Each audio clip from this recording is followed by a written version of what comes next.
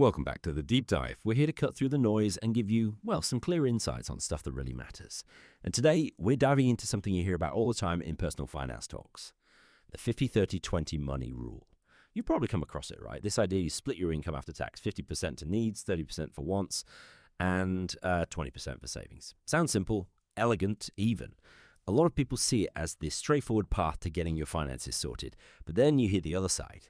People saying, hang on, that's way too rigid, or it just doesn't work in the real world, with real expenses, changing incomes. So that's our mission today. Let's get past the surface level. We want to really explore who this rule is actually good for. Where does it fall short? And crucially, how can you maybe tweak it to fit your life instead of just trying to cram your finances into this one-size-fits-all box? That's a great way to put it because, the simplicity is definitely the hook. It draws people in.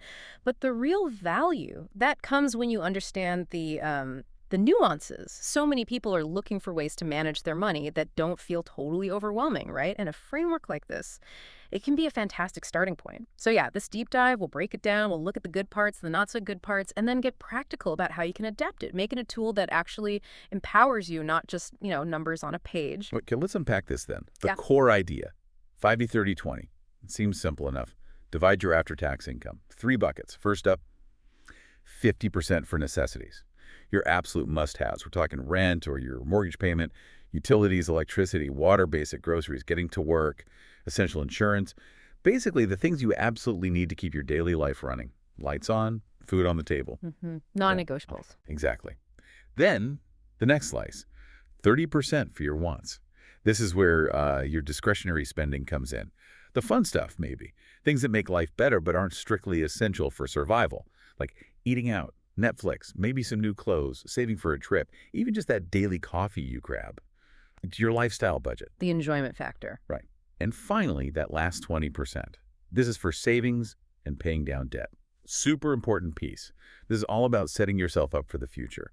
Building an emergency fund, putting money into retirement accounts like a 401k or whatever you have access to, maybe investing in stocks or mutual funds, and, critically, tackling high-interest debt.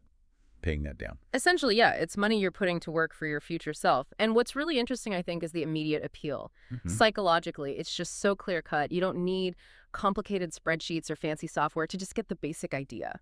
And for a lot of people, especially if they feel a bit, paralyzed by choice when they look at complex budgeting methods, this rule feels accessible. It hits that sweet spot for wanting quick, actionable advice, helps you kind of bypass the info overload you sometimes get with personal finance and just start. That's a really good point, that simplicity is definitely its strength, isn't it? And when you look at the upsides, it really does work well as a starting point. Like if you're just graduating or maybe anyone just wanting a financial reset, it gives you structure. Something tangible. A framework. Exactly. Following it kind of naturally makes you more aware of where the money's going. You see it in those categories, and it builds that saving habit almost automatically because you're setting aside that 20% right away. It makes it less of an afterthought. Right. You prioritize it from the start.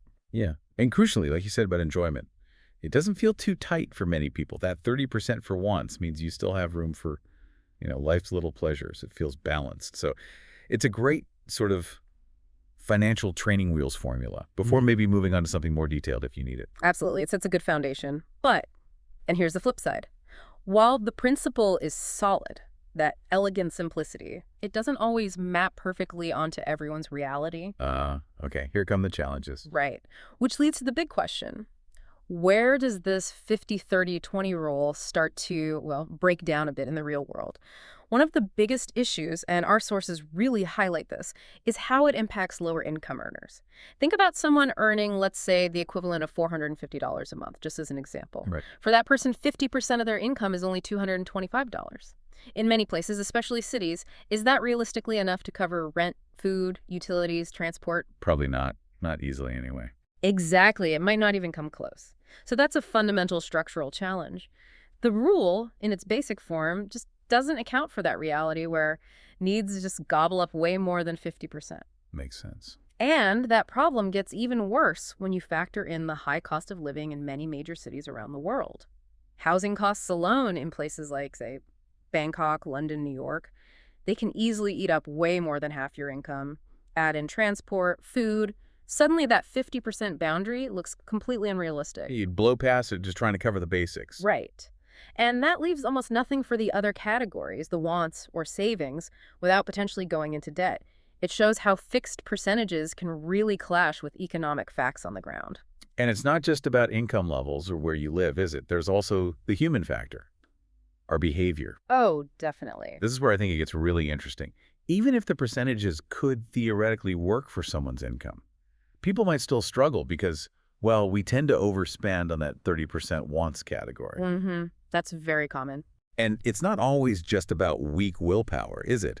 There are, like, psychological things kicking in. You hear about present bias, right? Where we value something now more than something in the future. Yes, absolutely. Immediate gratification often wins out over long-term rewards. So that new gadget or that spontaneous night out feels way more compelling than, say, putting extra into a retirement fund you won't touch for decades.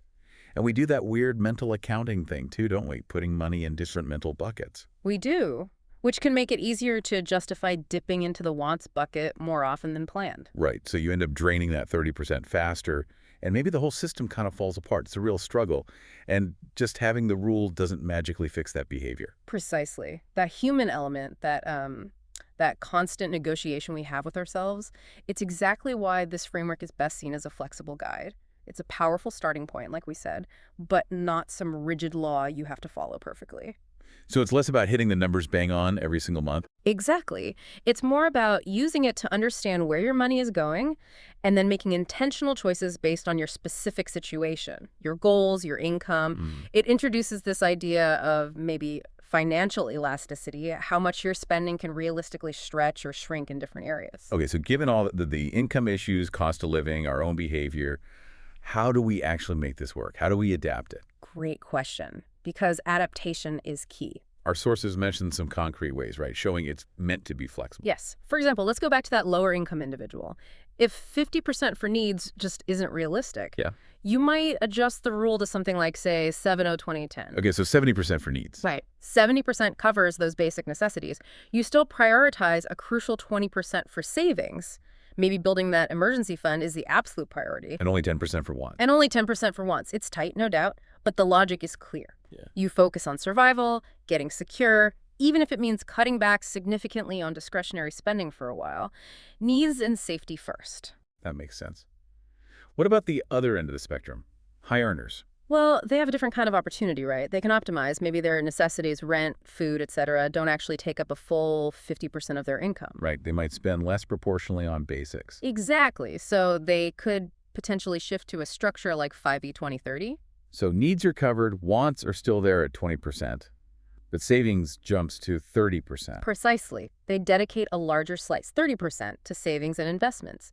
This lets them really leverage that higher income to build wealth faster, maybe hit financial independence goals sooner. Interesting. So you can really tailor it based on income. Absolutely. And we can even think about other situations. What if someone's biggest headache is high interest debt, like credit cards? Yeah, that can be crippling. Definitely. So in that case, maybe an adaptation looks like 501-535. Okay, walk me through that. 50% needs. Still covering the basics. But you squeeze the wants category down to just 15%. Ouch. And then you take that extra money and channel a really substantial 35% aggressively towards paying down that high-interest debt.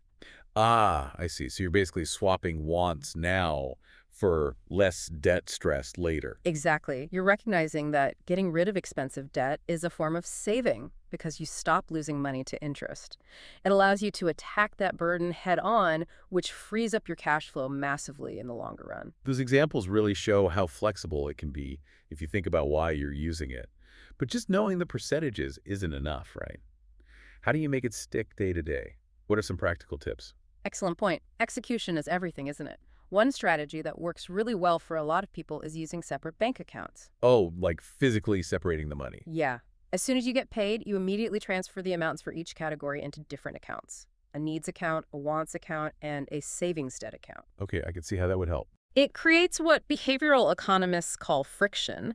It makes it harder to accidentally spend your rent money on a night out because you literally see the balance assigned to each purpose. Where you're using that mental accounting idea to your advantage. giving each dollar a specific job. Exactly. Another really powerful tool is automation. Setting things up to run automatically. Yes. Most banks nowadays let you set up automatic transfers. So you schedule that 20% or whatever your savings percentage is to move straight into your savings or investment account the day your paycheck lands. Out of sight, out of mind, almost. Pretty much.